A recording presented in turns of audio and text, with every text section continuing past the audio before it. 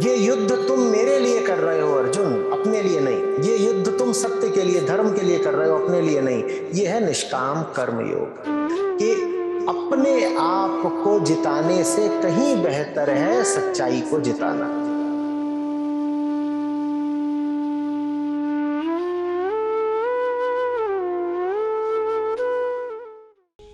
अंजलि पूछ रही हैं,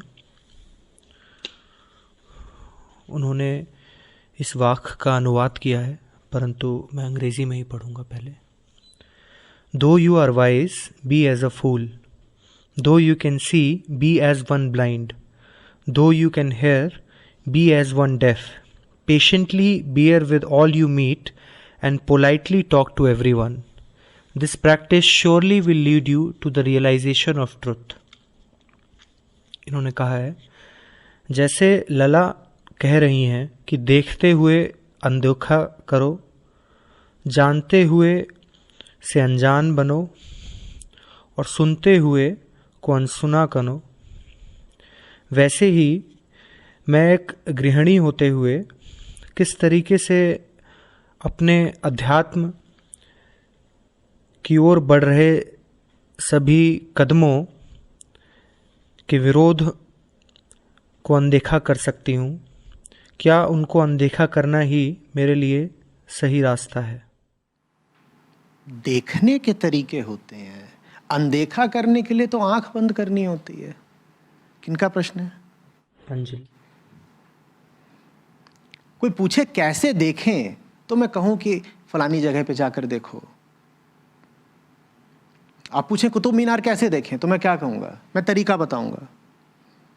मैं कहूंगा सुबह सुबह ऐसे गाड़ी करिए, फिर वहां जाइए, फिर इतने बजे खुलता है, फिर टिकट लीजिए, फिर खड़े हो जाइए तो कुतुब मीनार दिखाई देगी।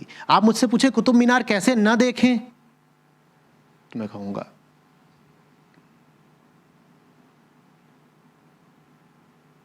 मुझे माफ करिए। अनदेखा करने की क्या विधि बताऊं? आप पहले बताइए देखने की मजबूरी क्या है? आप कह रही हैं आप गृहिणी हैं, आपका अध्यात्म की ओर झुकाव है और घर वालों की ओर से शायद विरोध इत्यादि है, तो आप कह रही हैं कि उनके विरोध को अनदेखा कैसे करूं? अनदेखा ही है, करने दीजिए विरोध।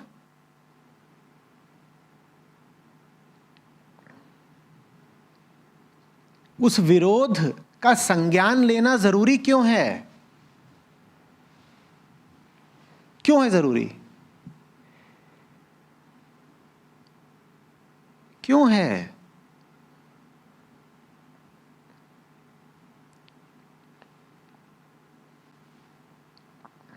अच्छा, जैसे बैठी हैं ऐसे ही बैठे रहिए। आपके पीछे जो व्यक्ति हैं उनके मूछें हैं कि नहीं? जल्दी बताइए। मूछ का मुस्कुराहट से कोई खास संबंध नहीं है, बताना होगा, देखना पड़ेगा ना। तो मत देखिए तो नहीं पता चलेगा। हो सकता है पीछे मूछ उफेट रहे हो कि मूछ के बाल की कसम, कृष्ण का नाम मत लेना, पर आप तो इधर देख रही हैं ना। हो गया, यही है ना देखने की विधि। जो मूछ पे बहुत ताव देते हैं उनको पीठ दिखा दीजिए, ऐसे ही नहीं देखा जाता। हाँ, देखने के लिए कुछ करना पड़ेगा, उठेंगी घूमेंगी तो वो दिखाई देंगे। आप वो देखिए ना जो देखने लायक है, तो फिर वो स्वमेव ही नहीं दिखाई देगा जो देखने लायक नहीं है। लेकिन हमारे पास देखने के कारण होते हैं। कारण क्या है? स्वार्थ। मुझे पीछे बैठा मूंछों पर ताव ही नहीं दे रहा, वो कह रहा रोटी पानी बंद कर दूंगा, तो फिर तो उसकी बात सुननी पड़ेगी, उसकी ओर देखना भी पड़ेगा। कमजोरियां हटाइए, स्वार्थ हटाइए, दूसरों से जो ले रही हैं वो लेना बंद करिए, फिर उनके दबाव में नहीं आना पड़ेगा। जाहिर सी बात है ना, है कि नहीं है? विशाल जी बोलिएगा इनको, अभी आचार्य जी को न सुने, जल्दी बोलिए। क्यों मुस्कुरा क्यों रही हैं? उनकी बात मानिए, उठ के बाहर चली जाइए। क्यों नहीं जा रही? क्यों नहीं जा रही? नहीं, क्योंकि न यहाँ का योगदान विशाल जी ने दिया है, न वो आने जाने का लौटने का भाड़ा दे रहे हैं, न उनको आपने अपने जीवन पर कोई अधिकार दिया है। तो इसीलिए वो कुछ भी कहते रहे, आपको कोई फर्क नहीं पड़ रहा है। अभी यही विशाल जी वो व्यक्ति होते जो सत्र के बाद आपको गाड़ी पर बैठा करके ले जाएगा यहां से, तो आपको उनकी बात सुननी पड़ती।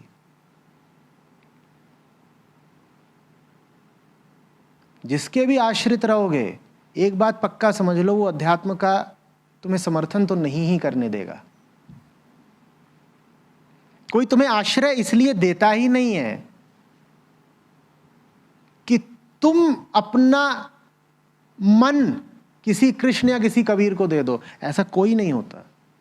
ऐसा अगर कोई मिल गया तुम्हें, जो तुम्हें आश्रय और सहारा देके भी तुम्हें भेज रहा हो कृष्ण और कबीर के पास, तो समझ लेना कि तुम्हें कृष्ण और कबीर ही मिल गए हैं।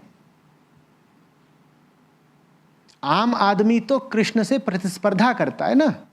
वो कहता है अच्छा रोटी मेरी खाती है और भजन कन्हैया का गाती है, जे नहीं चलेगा।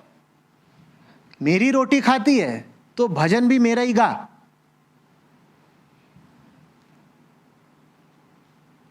जो भी लोग किसी के भी आश्रित हैं, वो ये उम्मीद बिल्कुल त्याग दें कि उन्हें अध्यात्म सुलभ हो सकता है। नहीं होगा। जिसके भी आश्रित हो, वो तुम्हारे जीवन के केंद्र पर खुद बैठना चाहेगा ना। वो कहेगा मैं राजा हूं तुम्हारा। और अध्यात्म का मतलब होता है कृष्णों और कबीरों को राजा बना लेना। वो कहेगा मैं पागल हूं, खर्चा मैं उठा रहा हूं, और गीत गा रहे हो कान्हा के। अगर कान्हा के गीत गाने हैं तो कान्हा से ही बोलो खर्चा उठाए। बात सीधी है ना। हो सकता है वो इन शब्दों में ना बोले, हो सकता है सभ्य हो, सुसंस्कृत हो, लेकिन भाव यही रहेगा। भाव यही रहेगा।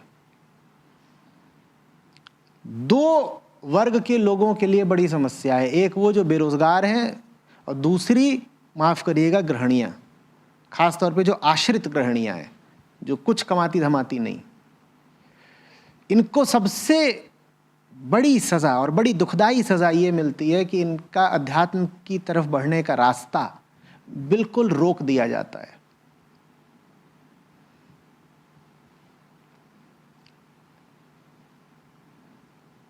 परमेश्वर की ओर कैसे बढ़ोगे अगर पति ही परमेश्वर है? कैसे बढ़ोगे बताओ? परम पिता की ओर कैसे बढ़ोगे अगर बात बात पर घर पर पिताजी के आगे हाथ फैला रहे हो? और वो जो ऊपर बैठा है उसको इन्हीं दो नामों से बहुधा संबोधित किया जाता है, या तो पति या पिता। तो बताने वालों ने साफ बता दिया है, पहले से ही चेतावनी दे दी है कि एक कोई बाप मानना और एक कोई पति मानना। पर बेरोजगार आदमी की दिक्कत यह कि वो बाप के सहारे बैठा है, और न कमाने वाली स्त्री की मजबूरी ये कि वो पति के सहारे बैठी है। तो लो, खत्म हो गया ना खेल सारा। न परम पिता मिलेगा, न परम पति मिलेगा। यही वाले नीचे वाले गरम पिता गरम पति मिल जाएंगे।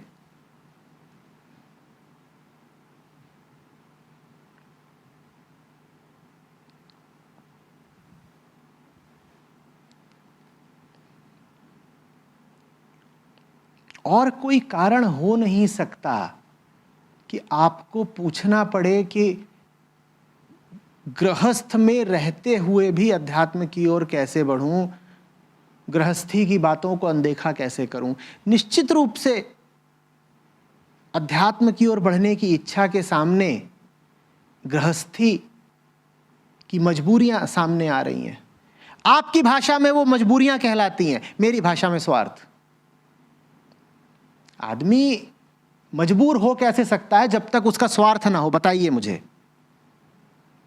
आप तो कह देते हो नहीं नहीं नहीं, मुझ पे कोई अंकुश नहीं लगा रहा। ये बड़ा आम जुमला होता है। जैसे ही मैं कहूंगा कि आपको मजबूर किया जा रहा है अध्यात्म की ओर न आने के लिए, तो मुझसे कहा जाएगा नहीं, मजबूर कोई कुछ नहीं कर रहा, वो तो हम अपनी ही जिम्मेदारी मान करके नहीं करते। हमसे किसी ने कहा थोड़ी है।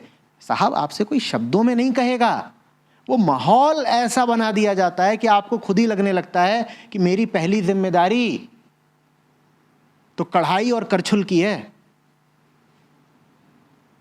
कोई मुंह से थोड़ी कहेगा। ये बात ही भद्दी और अनैतिक लगती है अगर मुंह से और शब्दों में बयान की जाए कि देखो तुम कढ़ाई करछुल करो, कान्हा को भूल जाओ, तो कोई नहीं आएगा मुंह से ये बात बोलने। वो माहौल ऐसा बना दिया जाता है, हवा फिजा ऐसी बना दी जाती है कि आप समझ जाते हैं कि भाई जिम्मेदारी का नाम है करछुल और कढ़ाई, या कोई और जिम्मेदारी, कुछ और, पर ले दे करके सब होता यही है, करछुल कढ़ाई।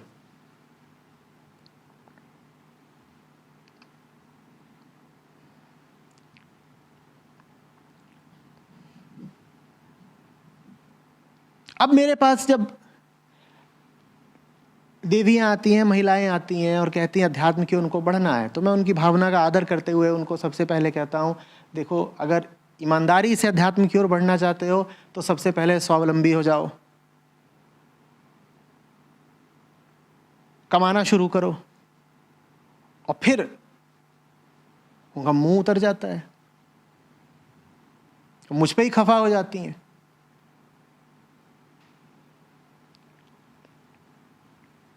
वो कहती हैं हम आए थे इनसे भजन कीर्तन जप और तप सीखने, और ये हमसे कह रहे हैं कि जाओ और ऑफिसों में नौकरी के लिए अप्लाई करो। अरे नौकरी करेंगे तो फिर जप तप कब करेंगे?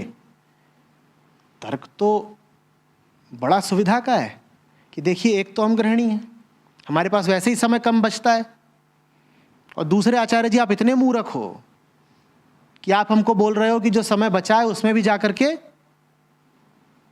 नौकरी करो। भाई हम नौकरी करेंगे तो जब तब भजन कीर्तन ध्यान भक्ति ये सब कब करेंगे? अब मैं कैसे समझाऊं कि पराधीन सपने हूं सुख नाही।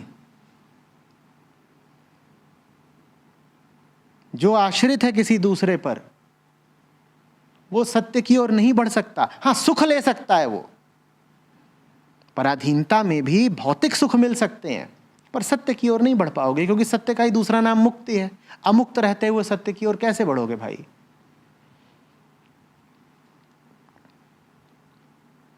हो सकता है देखिए आपके जीवन के तथ्य, जो बातें मैं कह रहा हूं उससे मेल ना खाते हो, लेकिन फिर भी अगर आप ये कह रही हैं कि अध्यात्म की ओर बढ़ना है और कुछ लोग, कुछ आवाजें, कुछ स्थितियां, कुछ मजबूरियां रोकती हैं, तो इसका मतलब यही है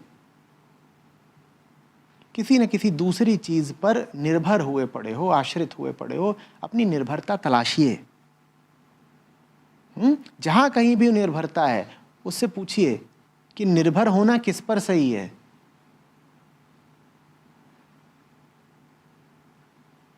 वो उस पर या संसार पर। और कुछ भी देखिए इतना महत्वपूर्ण नहीं होता कि आप उसे अपनी आज़ादी से ऊपर का दर्जा दे दें। जितनी बातें आपको बताई गई हैं आज़ादी के विरोध में, उन सबको तत्काल झूठा जानिए, खारिज करिए।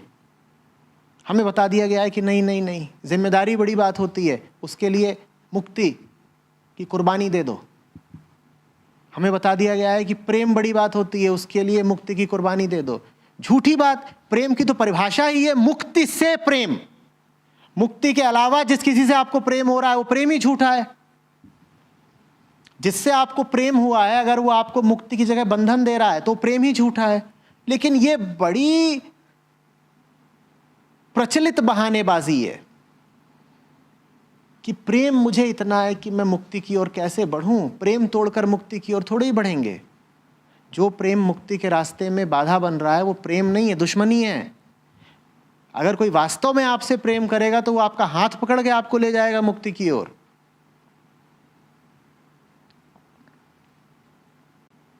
और अगर आपकी परिस्थितियां मुक्ति के रास्ते में बाधा बन रही हैं, तो वो परिस्थितियां भी आपके लिए घातक हैं, विषैली हैं। उन परिस्थितियों से बाहर आइए।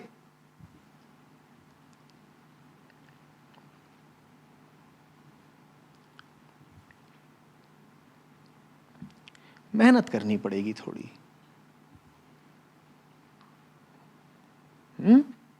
सुविधा में बैठे बैठे काम नहीं चलेगा।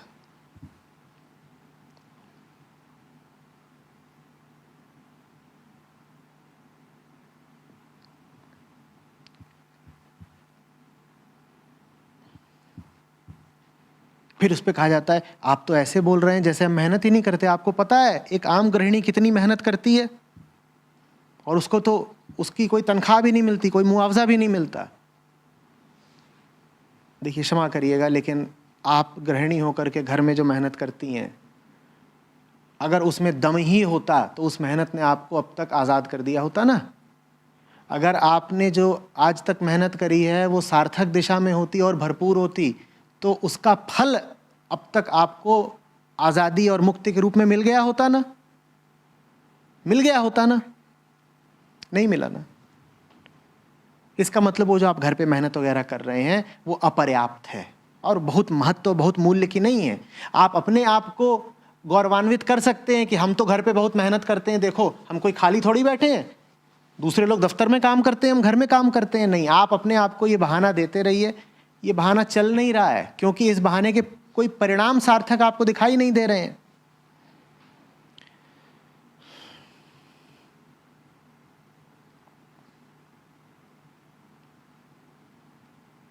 अभी एक देवी जी आई प्रौढ़ा, वो बोली यहाँ आते हैं, और प्रौढ़ा हैं, बोली यहाँ आते हैं तो अब पति ने धमकी देनी शुरू कर दी है कि तुम्हारी हैसियत ही क्या है घर में, तुमको हटा करके खाना बनाने वाली और झाड़ू पोछे वाली रख लेंगे।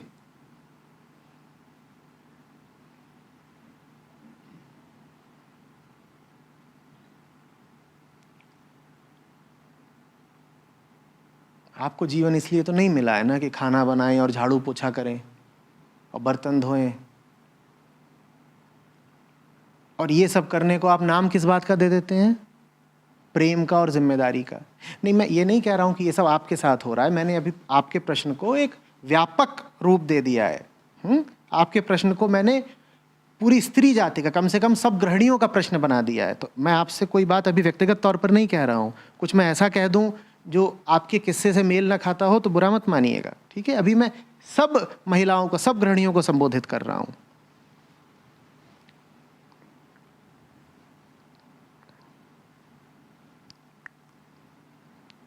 हम इसी में इतराए रह जाते हैं कि हम तो घर का काम करते हैं, और आप जो घर का काम कर रहे हैं और आप जिनके लिए काम कर रहे हैं वो आपके काम को 2 कौड़ी की कीमत नहीं देते। वो आपको धमकी दे देते हैं कि अभी तुमको निकाल करके झाड़ू पोछे वाली और खाना बनाने वाली और बर्तन धोने वाली रख लेंगे, ज़्यादा मुँह मत चलाया करो हमारे सामने। तो फिर समझ जाइए ना कि आपको उस काम में समय अपना बर्बाद करना है या नहीं करना है। करना चाहते हैं, जिनके लिए आप ये सब काम कर रहे हैं, जब वो आपके काम को मूल्य ही नहीं देते, सम्मान ही नहीं देते, तो ये काम करके लाभ है? हाँ, इस काम में लेकिन दिन पूरा खपता है कि नहीं खपता है? पूरे परिवार के इतना बड़ा झोला भर करके कपड़े धोते हो, और जिनके कपड़े धोते हो उनके लिए कोई मूल्य नहीं धुले हुए कपड़ों का। वो कहते हैं ठीक है, कपड़े ही तो धुले हैं, लॉन्ड्री में धुल जाते, काहे धो रहे हो कपड़े? पर फिर डर लगता है, कहते हो हमें और तो कुछ आता ही नहीं है कपड़े धोने के अलावा। अगर हमने कपड़े भी नहीं धोए तब तो ये बात बिल्कुल स्पष्ट हो जाएगी कि हम एकदम ही खाली हैं। अगर ऐसी बात है तो कोई नया ज्ञान सीखो, कला सीखो, बाहर निकल के कोई कुशलता सीखो।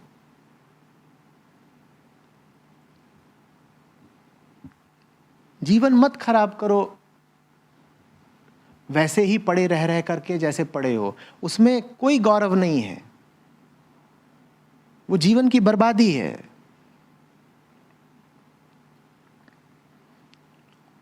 और यदि काम नहीं कर रहे हो तो उसका सबसे भयावह नतीजा ये निकलता है कि संसार से कट जाते हो, तुम्हें कुछ पता ही नहीं होता दुनिया में क्या चल रहा है। घर में एक सुविधाजनक जगह पर बैठ जाते हो, कई अधिकारों के साथ, करीब करीब रानी ही बन जाते होगे हम तो घर की। दुनिया में क्या चल रहा है कुछ पता ही नहीं है। दुनिया में बाहर निकलो तो फिर आटे दाल का भाव पता चले। उसका क्या नतीजा होता है? मानसिक विकास नहीं होने पाता। फिर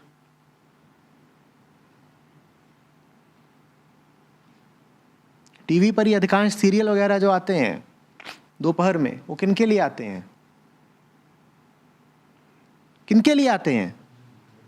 या तो बच्चों के लिए या गृहिणियों के लिए। देखते हो किस कोटि के रहते हैं, उनका बौद्धिक स्तर क्या रहता है, उनका इंटेलेक्चुअल लेवल देखा है कैसा रहता है?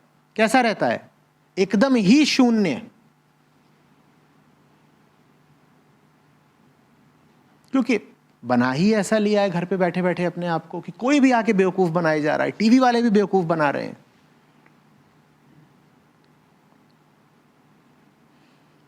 और अभी मैं ये सारी बातें बोल रहा हूं, मुझे ये भी पता है कि बहुत सारे लोग इसको भी कहेंगे मिसोजिनी है।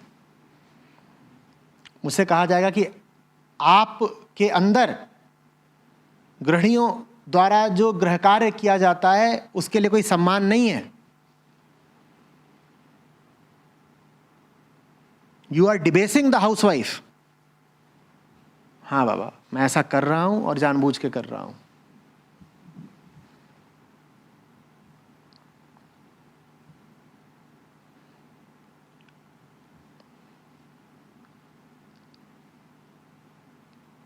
देखो, थोड़े समय के लिए घर का काम स्वेच्छा से चुनना एक बात होती है, और घर का काम लत बन जाए और मजबूरी बन जाए ये बिल्कुल दूसरी बात होती है। होती है कि नहीं? थोड़े समय के लिए घर का काम स्वेच्छा से तो पुरुष भी चुन सकते हैं कि साल 2 साल हम घर पे ही रहेंगे, घर का ही काम धंधा अपना देखेंगे, वो कोई भी कर सकता है।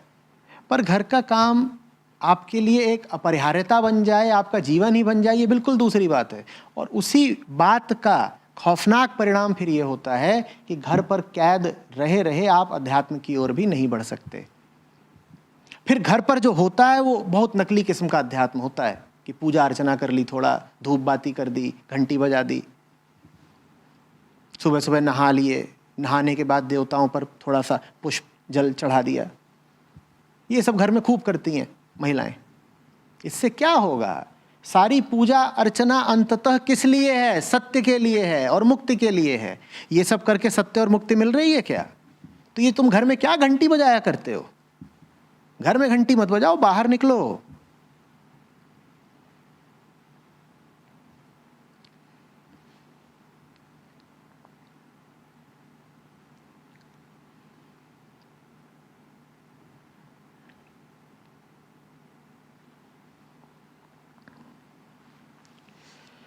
वही साधना है, वही अध्यात्म है आपके लिए। आपको कुछ नहीं मिलेगा उपनिषद पढ़ के अगर आप कैद में हो। जो कैद में है उसके लिए साधना है कि दीवारों को तोड़ो और बाहर आओ। कैद के भीतर बैठे बैठे तुम गीता का पाठ कर रहे हो, ये कोई साधना नहीं हुई, ये कोई अध्यात्म नहीं है, ये बहानेबाजी है।